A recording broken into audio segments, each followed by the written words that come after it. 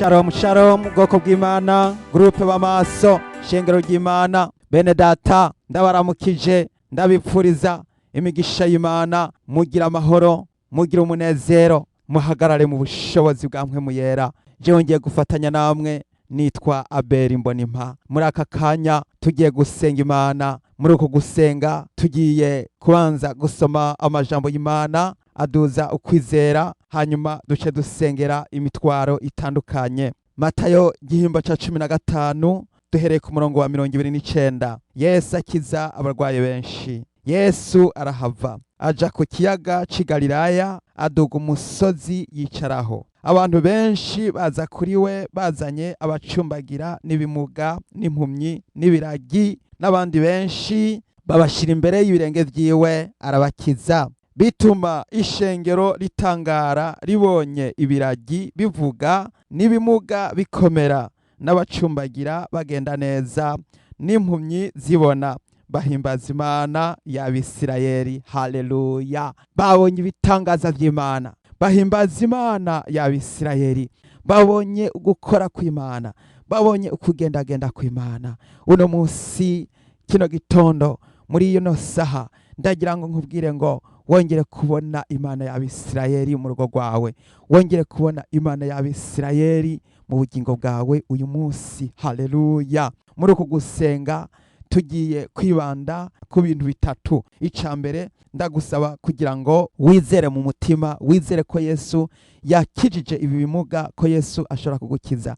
Wizere ko Yesu yahaye impumyi kubona, wizere ko nawe ashobora kuguhumura amaso, wizere ko uyu Yesu afise ubushobozi bukomeye. Ubu bushobozi bwa Yesu burahambaye. Ica kabiri, ngusaba kugira ngo wiyeze icaha cose, urandure icaha cy'ubwoko bwose mu mutima wawe, mu bugingo bwawe, kandi wumve yuko wiyejeje vy'ukuri, wumve yuko hamwe inzamba yovuga witeguye kuduganwa mu bwami bwo mw'ijuru. Ica gatatu, ndagusaba kugira ngo ubabarire abantu bose, ubabarire umuntu wese yagukoreye ikintu kibi, umubabarire kandi umusengere muri iri sengesho. Hanyuma rero duce dusenga Imana. Rero imbere yuko tubandanya gusenga, turabe Yesu akiza inabuko wa Simoni ndetse n'abandi benshi. Luka igihimba ca 4 umurongo wa 30, umurongo wa 38 kugeza 43. Ava hasi arasohoka, ava mw'isinagogi yinjira mu nzu kwa Simoni. Kandi inabukwe wa Simoni yarafashwe n'umururumbo ukomeye. Baramumwingingira, amuhagarara iruhande, akankamira, umururumbo urazima. Avyuka uwo mwanya arabazimana. Kandi ku kirengazuba abari bafise abarwayi bose barwaye indwara zitari zimwe barabamuzanira, abarambikako ibiganza, umwe arabakiza.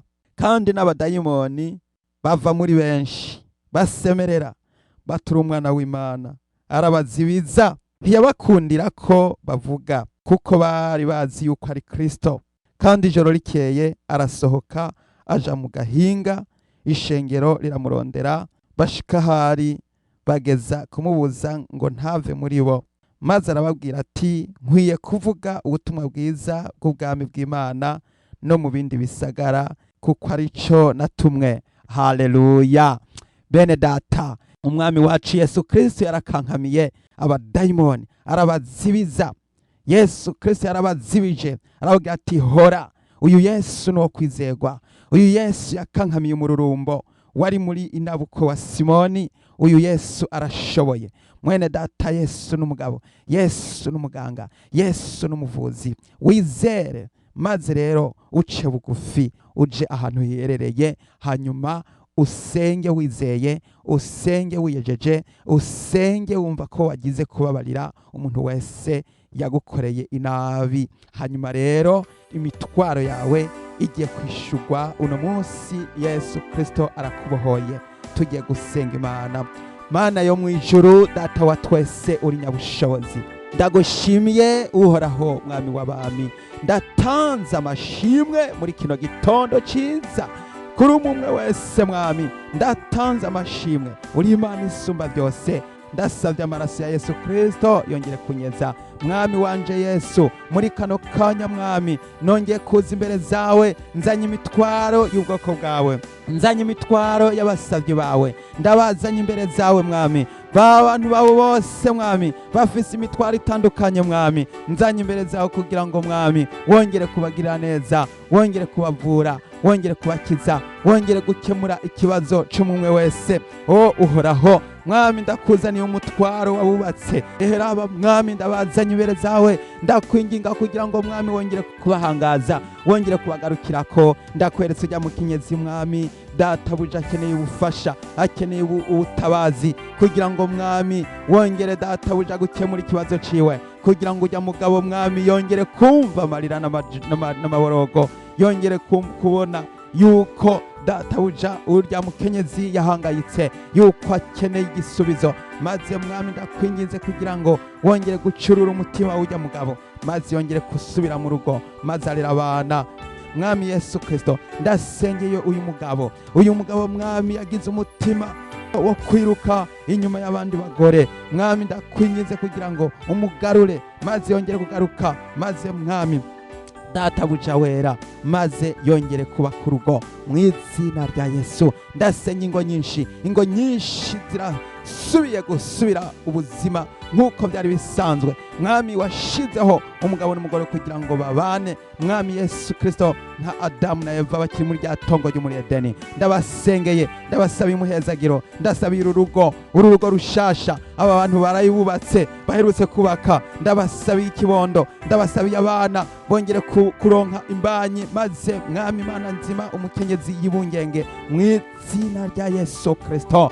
Ndagushimiye mwami Yesu, niwoze mu nda huyu muvyeyi, niwoze mu nda huyu mukenyezi, maze yongere databuja kuronka ikibondo mu izina rya Yesu. Ndagushimiye kubikoze, nuhabwe icyubahiro mwami. Ndakweretse urwaruka rw'abana, ndasabye mwami ngo urwaruka abakiri bato bose mwami nibasukwe ku bushobozi bwa Mpwemu Yera, nibasukwe ku inkomezi za Mpwemu Yera, nibasukwe ku bubasha bwa Mpwemu Yera. Ndakwinginze mwami, gendera mwami imisore bongere guca bugufi, bongere kuja munsi y'umusaraba, bongere kwihana, bihane bicitwa uyu munsi akanya kakiriho. Ndasengeye inkumi bongere databuja kugenda databuja bubaha kandi birinda, ubarinde uburyo bwose. Ndasengeye umwige mu murindo cacu ubusambanyi mu izina rya Yesu, wongere kumugarukirako, wongere kumwereka ko Yesu ari we ushoboye byose, maze umumare inyota, maze yongere databuja kumva yuko atahandi akizenza amaso, atahandi yeraguza, ariko ko agomba kuraba umusaraba gusa. Ndasengeye umusore yongere gukira ubusambanyi mu izina rya Yesu, yongere gukira ubuhumbu n'ubujiji mu izina rya Yesu. Ndasengeye umwana akeneye guhabwa ubwenge mu ishuri, wongere kumuha ubwenge bwo kumenya mu izina rya Yesu. Ivyo bamubwira abitahure kandi abisobanukirwe, kandi ateraje imbere. Urahawe ubushobozi, urahawe ubwenge, urahawe gutahura, urahawe kumenya mu izina rya Yesu. Mbere urahawe n'ingabire za Mpwemu Yera mu izina rya Yesu. Shika mushiramanga, komeza kandi uramirize mu rugendo. Haleluya. Mwami ndasengeye mwami mu cyubahiro uyu mukenyezi byamunaniye guharira abandi, ndagusabye kugira ngo umugenderere, umuhe umutima musha, umuhe umutima uzi kubabarira abandi. Haleluya. Urakoze, wongere kumuha umutima uciye bugufi, umutima wo kumva ko abantu bose abipfurije ijuru, abipfurije kuraga ubwami bwo mu ijuru. Urakoze kumubabariye, urakoze kumuhinduka mugira icare mugisha. Urakoze Mana. Haleluya. Mwami ndasengeye umugabo kugira ngo umuhe kuba maso, abere maso ubugingo mwami Yesu, kuko wavuze ko umugabo ashobora kuba ari nyene urugo kugira ngo acunge urugo, kugira ngo ntihagire igisuma kiza ngo cibe. Ndasengeye abagabo bose bahe kuba maso, babere maso urugo, babere maso ubugingo, kugira ngo data bame bagavye bicare biteguye, babe maso. Yesu aho uzozira uzosanga biteguye. Ndasengeye umugabo abe maso, abere maso ubugingo, ntihagire indaya zimurondera, ntihakagire indaya zimushuka, ariko abere maso ubugingo mu izina rya Yesu. Ndasengeye umukenyezi abere maso ubugingo, ntihakagire mwami abagabo b'ibihumbu baza kumuburagiza bamubuza kuba ku rugo. Mwami ndasabye kugira ngo umugarure, agaruke, abohoke, ave mu bubi, ave mu busambanyi mu izina izina rya Yesu Kristo. Urakoze Mana, haleluya. Ndasenga umukenyezi agwaye amaso kugira ngo mwama y'amaso ahumuke yongere kubona mu izina rya Yesu. Mukenyezi wongere gusoma ijambo ry'Imana wumva ko urisoma kandi ukaribona kandi ukarisobanukirwa. Amajambo Paulo yavuze wongere kuyatahura, wongere kuyasoma. Amajambo y'umwami wacu Yesu Kristo wongere kuyasoma, kandi uri kuraraba ndetse hanze wongere kubona neza, maze ubushobozi bwawe ndakankamiye bwo buhumyi buhunge mu izina rya Yesu. Ndakankamiye ubuhumyi, wa buhumyi we sohoka, wa buhumyi we hunga mu izina rya Yesu. Wa mudayimoni uteza ubuhumyi ndagukankamiye mu izina rya Yesu, sohoka mu izina rya Yesu. Ubushobozi buri hano. Imana yacu irakiza, Imana yacu iratabara.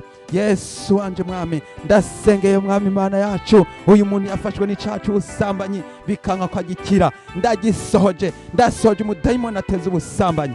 Wa mudayimoni w'ubusambanyi ndakwirukanye, utsindwe mu izina rya Yesu. Bohoka we wafashwe n'ubusambanyi imyaka myinshi, ibihe byinshi, bohoka ugiye wakira, ugiye wabohoka ubusambanyi. Umudayimoni arasohotse mu izina rya Yesu. Mwami ndasengeye umugabo yumva yuko atanyoye inzoga atobaho, ndamusengeye yongere gukira akaboregwe, yongere gukira izi nzoga ziboreza za alcohol mu izina rya Yesu. Wongere kumubohora. Nawe babajwe waboshwe n'umudayimoni wakaboregwe, urakize, niwizere Yesu aragutabaye. Ntugasubire kunywa inzoga, ntugasubire kunywa ibiboreza. Yesu aguhaye inzozi z'amazi y'ubugingo zitemba iminsi yose y'ukubaho kwawe. Haleluya. Mwami ndasengeye mwami uyu mushinga nahe agwaye ari ku musego, ndamusabiye gukira mu izina rya Yesu.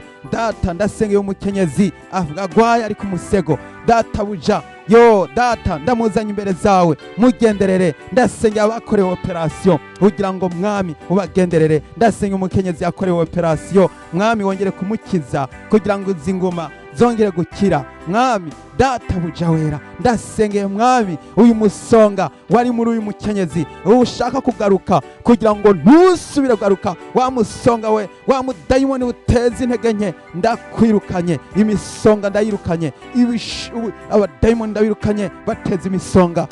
Kira mu izina rya Yesu. Shira ikiganza aho hantu ugwaye, maze wumve ko hakize mu izina rya Yesu, kandi wizere, kandi urangamiza amaso mu ijuru uyerekeza ku Mana, wizere. Data urakoze, ndagushima abana, urakoze data buja. Ndasengera abantu bose bari ku musego, bagwaye baremvye, bagwaye malaria bakire mu izina rya Yesu, abagwaye inyonko bakire mu izina rya Yesu. Wa nyonko sohoka mu izina rya Yesu, malaria sohoka mu izina rya Yesu. Uyu muntu yanyoye ibinini bikanka yuko ari ukira umutwe, ndamusengera akira umutwe mu izina rya Yesu.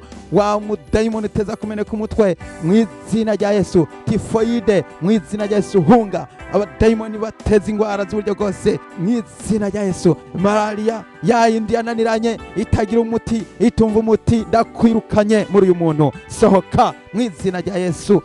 Haleluya. Ndasengeye mwami umukenyezi w'ungenze akeneye gukira, mwami arakeneye kumva yuko ahagaze mu nkomezi. Umuhe mwami kuzokwibarukana ugweze, mwami ndamusabiye imbaraga, ndamusabiye umukize diabete, umukize ipimo vya diabete, umukize mwami Yesu, maze abe nibapima baze basanga ari negative mu izina rya Yesu. Diabete hunga muri umukenyezi w'ungenze, diabete sohoka mu izina rya Yesu, maze mwami ubushobozi bwawe bukomeze kugendagenda. Haleluya. Mwami ndasengeye mwami abipfuza kuronka ikibondo, wongere kubaha guheka. Mwami data buja wera, ubaha umugisha mwami Yesu. Uyu mukenyezi yongere guheka, yongere kuronka ikibondo, yongere kwibungenga mu izina rya Yesu. Haleluya. Yesu aguhaye umugisha, Yesu aguhaye urubyaro kugira ngo wongere kuronka ikibondo. Muri uru rugo hagiye kuboneka ibibondo, hagiye kuboneka n'abana. Yesu n'umuganga, kandi Yesu n'umuvuzi, kandi Yesu arakunda abana. Yaravuze ati nimureke abana baza hondi. Ndagushima mwami. Haleluya. Mwami ndasengeye ikiragi cyongere kuvuga, mwami iki kiragi nikivuge mu izina rya Yesu. Wakiragiwe ongera gutobora, ongera kuvuga kugira ngo ushime Imana, wongera kuvuga uti haleluya. Subira muti haleluya. Ikiragi kirabohotse, wakiragiwe kira mu izina rya Yesu. Umudayimoni ateza ibiragi hunga mu izina rya Yesu, sohoka muvemwo mu izina rya Yesu. Mwami ndasengeye impumyi, izi mpumyi zahumye, abahumishijwe n'inyuka mibi ndasabye bahumuke. Humuka impumyi, humuka, kira mu izina rya Yesu. Yesu arakiza impumyi. Mwami ndasengeye ikimuga kigenda gicumbagira, gendera ku kibando, ukimuga kira mu izina rya Yesu. Tangura gukora imyitozo, wumve neza yuko uhagurutse, maze wongere kugendagenda, kira mu izina rya Yesu. Wongera gutambuka neza mu izina rya Yesu. Ndakankamiye dayimoni iteza ibimuga, sohoka, muvemwo, sohoka, hunga mu izina rya Yesu.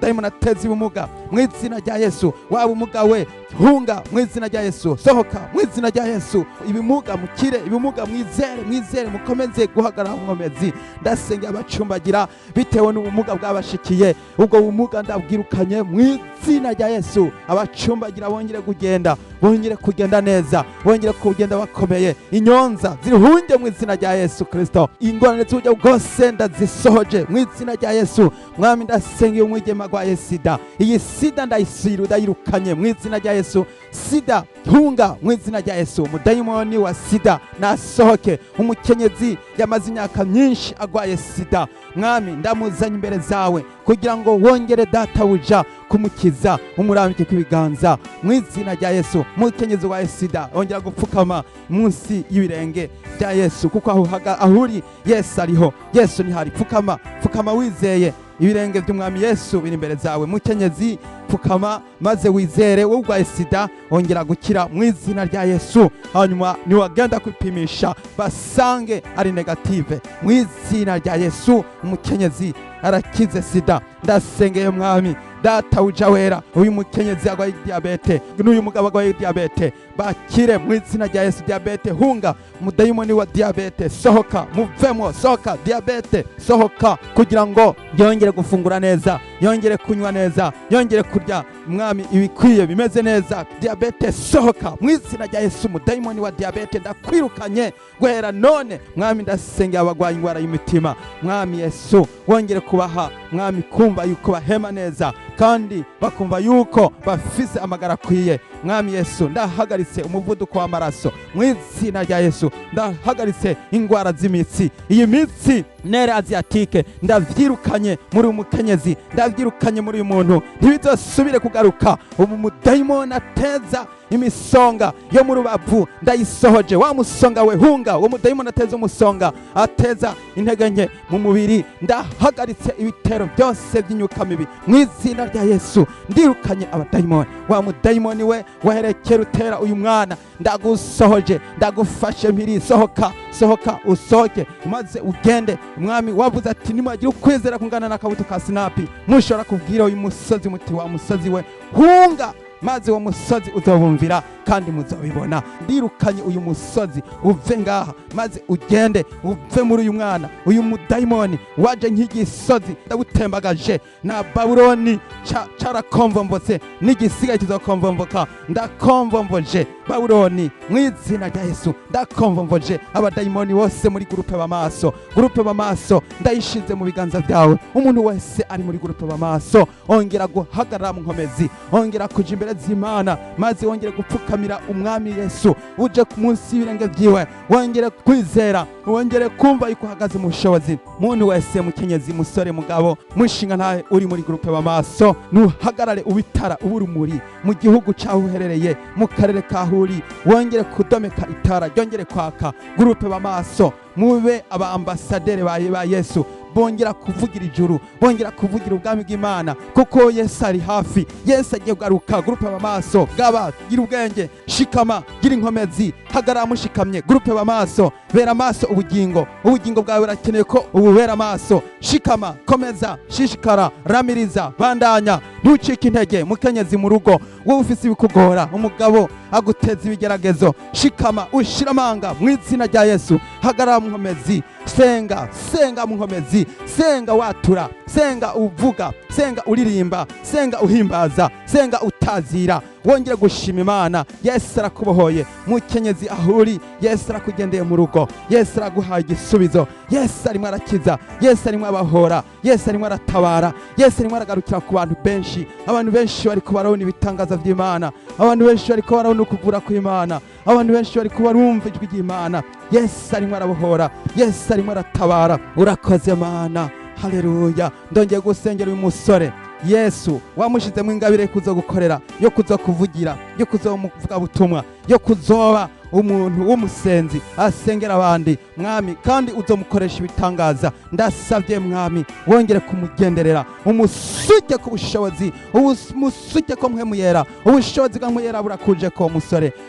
Ugiye guhabwa ingabire, haguruka uyobore, utere imbere mu bikorane, maze uvugutigwe, maze wezwe, maze utunganywe, kandi ukomeze gukomeza vision yawe y'ibikorwa by'Imana muri wewe. Ukorera Imana muri kino gihe harakenewe abantu basizwe amavuta mu buryo bwa bwemu, kugira ngo basengera abandi, basengera ubwoko bw'Imana. Hagarara ushikame, yoboka, maze wumvire ijwi ry'Imana. Imana yacu ni Imana ivuga, ntugasubire gutekeranya, ntugasubire gucika intege. Iyo Imana ivuze, kora kijyanye n'Imana ivuze, utumbera inzira, ntusubize amaso inyuma, ariko shikama ushira amanga kandi uramirize. Haleluya, ndatanze amashimwe Mana. Haleluya, haleluya, haleluya, haleluya. Mwami ndasavye, ndakanguriye imitima y'abantu benshi, bakanguke, bihane, bizere, bagukorere, bakwizere, baguhimbaze. Mwami w'icubahiro, ndagusavye kugira ngo uyu muntu akeneye kumva ubusobanuro mu buryo bwa mpwemu bwongera kuza muri we, yongere guhabwa ubushobozi mu kugusenga no mu gutazira.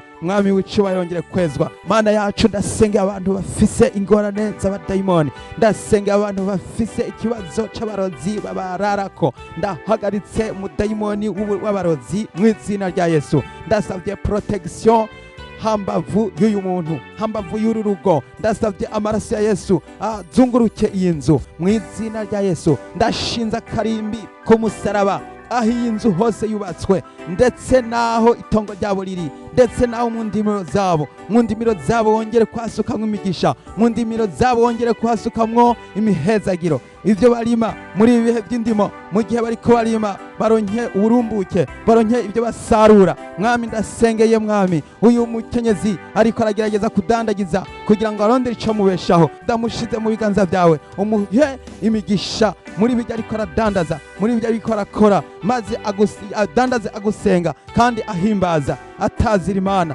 ntaze yibagire Mwami Yesu ibyo wamukoreye, ahubwo Mwami umuhe kwama yibuka akanovera ku bwami bw'Imana, akanovera k'ijambo ry'Imana. Mwami ongera guhezagira ibyo abera bose barimo barakora, maze Mwami databuja bagira ikiganza ciza. Umuntu wese yizere ibyo ukora, ibyo ariko arakora abikora mu izina rya Yesu. Ukora iciza, wowe udandaza, ntukarondera inyungu mbi, ntukarondera inyungu zirengeye, ahubwo Yesu wenyene niwe agiye kuza guhezagira ibyo uri kuradandaza. Yesu yiteguye kuzana umugisha muri ibyo uri kuradandaza. Shika mushiramanga, genda gusenga, rondera abakozi b'Imana, yaga iby'Imana, soma Bibiliya buri munsi, shaka Uhoraho, komeza, bandanya, ramiriza, maze uhagarare uje mu kirengero, wongere gusengera ubugingo bwawe, ubere maso ubugingo bwawe, kandi usengera ibyo uri kurakora, kandi usenge wizeye. Yesu arakiza, Yesu n'umutabazi. Urakoze Mana, haleluya.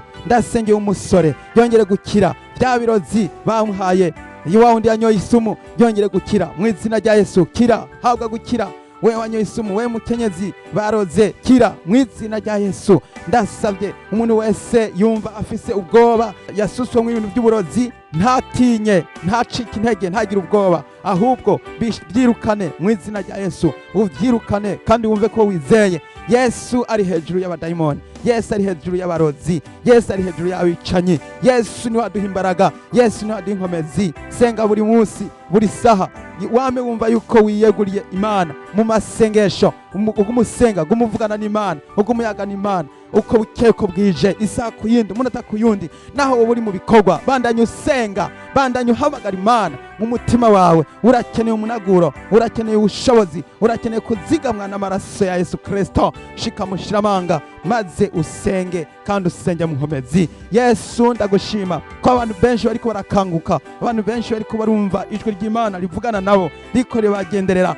Genderera abantu benshi. Mwami Yesu bohora, kiza ubwoko bw'abantu bawe. Yesu bitangaza byakozwe hariya mu Bisirayeli, hamwe wakiza abagwaye benshi, n'ubu kiza tabara abantu bose bafise imitwaro itandukanye mwami ndabasenge batabare tabara mwami umuntu wese afise umutwaro umuntu wese agondaniwe umuntu wese agiramiwe uyu mukenyezi yaherekera aboroga mwami Yesu adodora ahamagara databuja nka wa wundi yahamagara no mu gicugu mwami ndasabye wongere kumugenderera Yesu wanje genderera incereke yawe genderera umusavyikazi wawe umva gutabaza kwiwe umva amagogwa yiwe umva amajojwa yiwe nka ya Yobu mwami Yesu Kristo ndagusengeye abandi benshi ariko barifata kwitama bariko baravuga bati mbega uyu wewe Imana yaramwibagiye mwami Yesu ndagusabye mwumvire nkuko wumviye Hana mwami Yesu wanje databuja wamuhaye umwana Samweli ndagusabye mwami wongere gukemurira ibibazo by'aba bantu Yesu genderera urugo kugira ngo mwami uyu mwaka ube umwaka wo kunagura no kuvugurura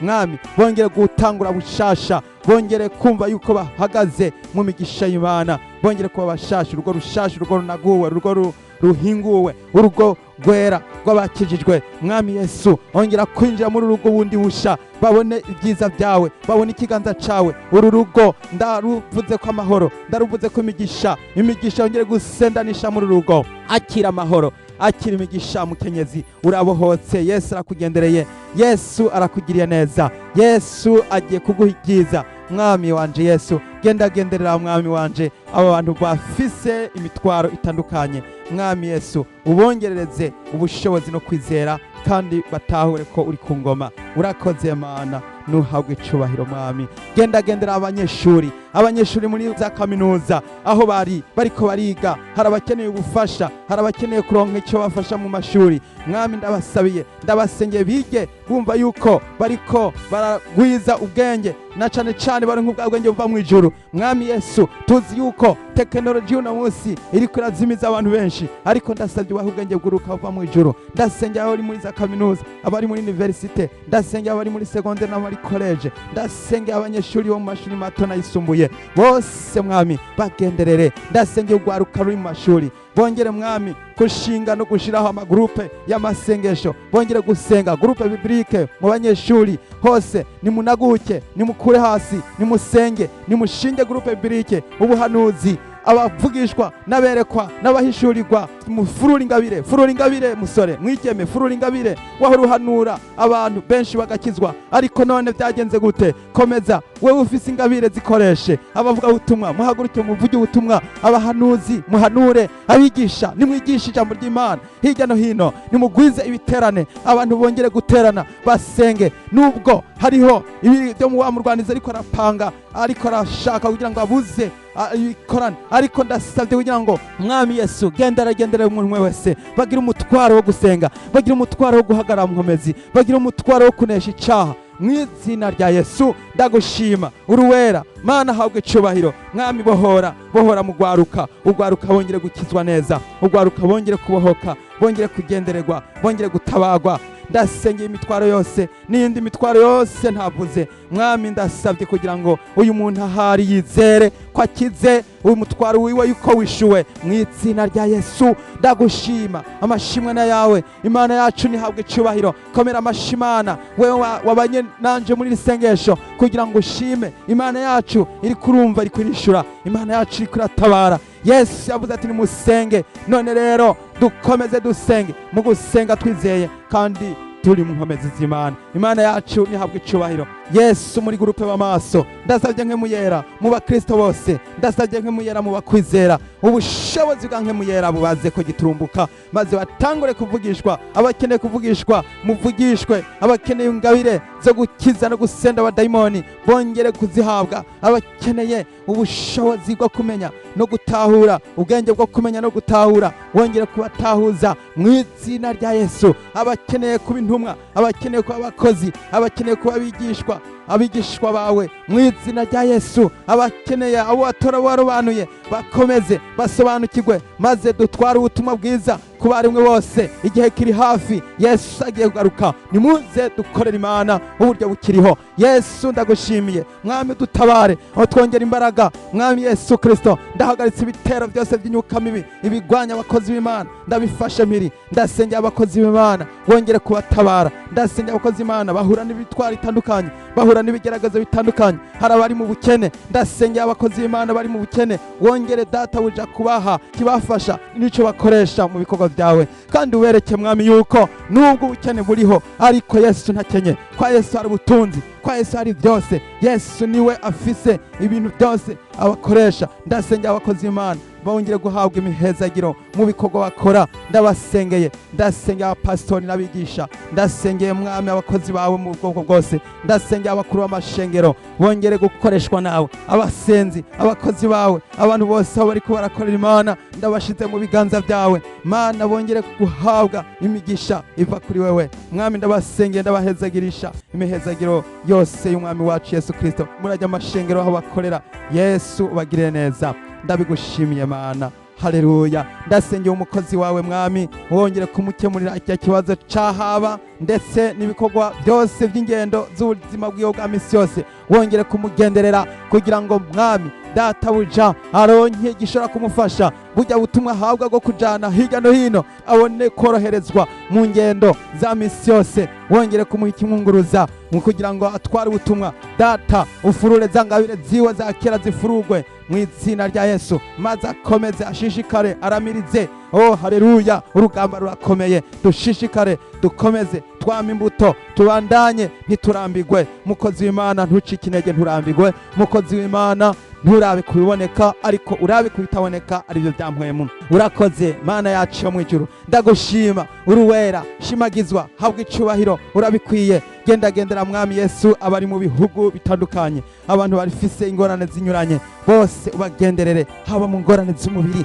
haba mu ngorane z'iby'umwuka, zo mu byampwemu. Ndabasengeye, ndabashize mu biganza byawe, wongere kubabohora mu izina rya Yesu. Mwami ndasengeye abakristo bose hirya no hino bakomeze kuba maso, twitegure gusanganira inzamba y'Imana, twitegure gusanganira umwami wacu agiye kugaruka. Mwami Yesu kuba maso, ndasengeye umukozi wawe kuba maso, ndasengeye abera bahabwe kuba maso, duhe kuba maso, duhabwe kuba maso, twicare tugavye, nubwo twahura n'ibigeragezo ntibiducikisha intege, ahubwo biduhe kuramiriza, dukomeze tuvogere, tujabuke, maze tushikame kandi dukomeze urugendo. Ndagushima Yesu. Mwami Yesu, uyu mukenyezi nashikame mu bimugerageza byose, uyu mugabo nashikame mu ngorane ziwe, uyu musore nashikame mu ngorane ziwe, uyu mwigeme naramirize mu ngorane ziwe. Ndasengeye abantu bafise ya mitima itizera, ubahe kwizera, boye kuba nka Mukaroti yahindukije amaso inyuma, yacitse inkingi y'umunyu. Ndasaba uyu mukristo wese yongerwe inkomezi, ahubwo abe wizera, kugira ngo inzamba niyavuga tuze duteruranwe twese, tugushima, tugutazira, turirimba haleluya, hoziyana, habwa icubahiro. Urakoze Data, ubuntu n'imbabazi n'amahoro n'urukundo biva mu ijuru bibane n'umwe wese akwizera kandi akwizigiye. Haleluya. Ndabisenze nizeye mu izina rya Yesu Kristo umwami wacu, amen. Mwene data wifuza gushingira intahe Yesu, uturungikira igishinga ntahe cawe kugira ngo tugisangize bene data nabo baduze kwizera. Yesu abahezagire.